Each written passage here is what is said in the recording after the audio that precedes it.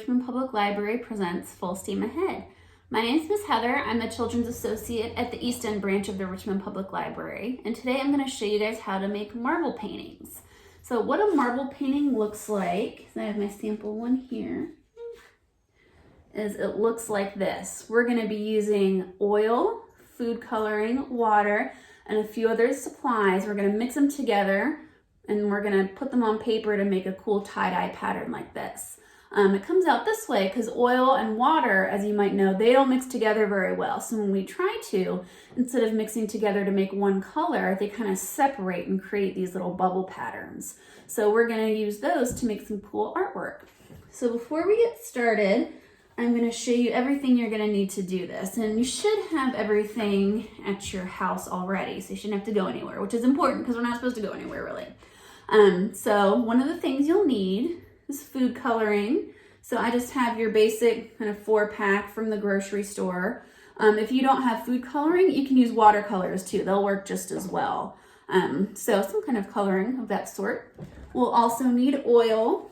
I happen to have vegetable oil, but you could use olive oil, whatever, baby oil, whatever kind of, and I can't think of an oil that actually does mix up with water. So as long as they'll stay separate like we imagine they will, it should work for this. So I have my oil there.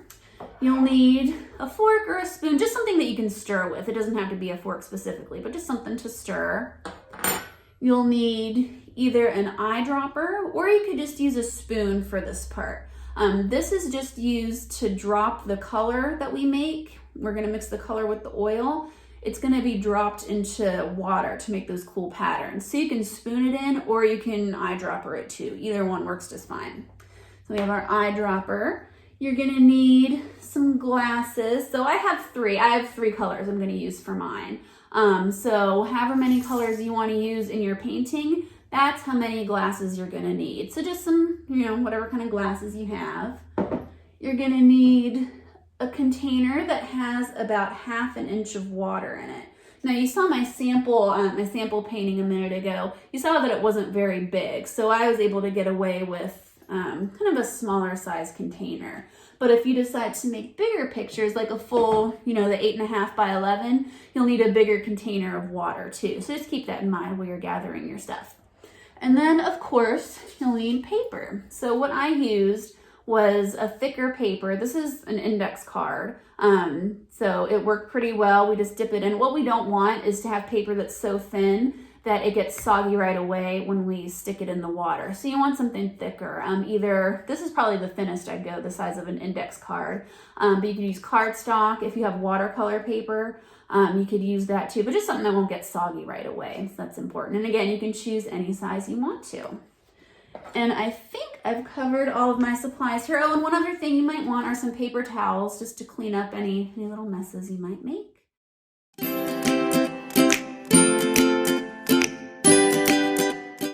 So now that we have our supplies in order and have them all in front of us, I'm going to go ahead and show you what you need to do in order to make your painting.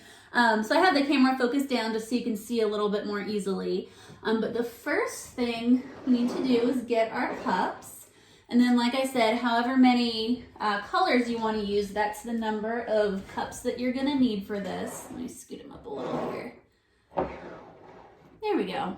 So in each of your cups, you want to add a little bit of oil, maybe about 1/2 inch or so. So a little oil to each cup, like that. And then you could probably even do less than I did. I might have added a bit too much, but so once you add your oil, and pick your colors. So I'm gonna choose blue. I can't tell if this is green or yellow, but I think it's kind of a greenish yellow. And I'll do purple. So these are my 3 colors. So you wanna add, and actually you wanna add a pretty good amount to your oil, because otherwise, when you add it to the water, it might be a little too light. But then again, if you want it light, that's fine. Oops, I dropped that, but that's okay. Okay, so there's our purple. Then we'll add some blue in. There we go. And then this greenish yellow color that we have. I'll get some of that in. Make sure you get a good amount. So once you've added your colors in, take your stirring implement. I have the fork, but whatever you have is fine. And you want to stir it up. Now when you stir, you're going to want to stir it pretty vigorously to get it all mixed up, because it doesn't always want to mix that well. But if you stir it hard, it'll go.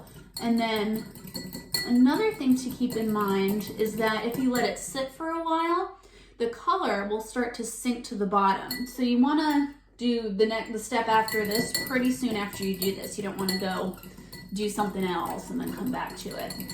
Okay, so there's our water tray. And what you're gonna do is take, if you have an eyedropper, use that. Some of you might be using a spoon, because if you don't have one, a spoon works just fine too.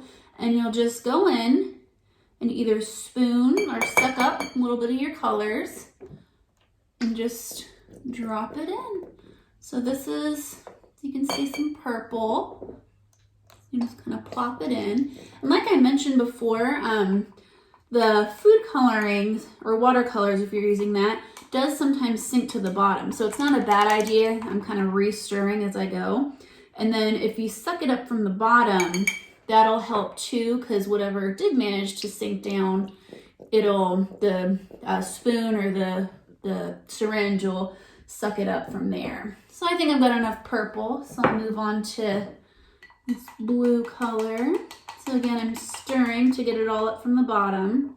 And this is another reason too that we add our oil before the food coloring. So if we do the food coloring first, I learned it's kind of hard to get it up off the bottom of the glass when you're stirring. It really wants to stick down there for some reason. So we got, then I'll do one more thing full. And then last one, and I kind of use this paper towel too to get the extra off. And then, so we have green here. So we'll stir it up a little more. And then plop that in. And it looks pretty light, so we could always add more if we wanted to. But I think I'm gonna see how it comes out doing it this way. Okay, so now we've got our mix there. And then all you have to do is take your paper, whatever size you've chosen. You just have to do it for a minute, set it in there, and then bring it up. And this one actually came out pretty light. You can see here, we have a little bit of color. So what we can do here, since that one's light, and if we want it to be a little darker, we can mix these up a little bit, because some of it might have sunk to the bottom while I was talking. So we'll see how the second one goes. And after a while too, your colors will become, oh, that was a little bit better. Yeah, I don't know if you can see up close. I'm gonna try not to drip oil all over my floor, but we have some kind of cool color mixtures there. So while I was talking, some of the liquid went to the bottom, and that's something you might want to keep an eye out for. The first one that I did, I wasn't talking during it, so I was able to get the paper in right away, and you can see how the colors were still at the top and the paper was able to capture it a little better. But when I was chatting, some of it sunk down a little bit, and that is what kind of made it a little less colorful. Just keep in mind to, dump that paper in pretty soon after you get your droppers in. And also, after a little while, your water is gonna get a little muddy. You can see, because I stirred it up, it's not cool and swirly anymore, now it's just kind of muddy.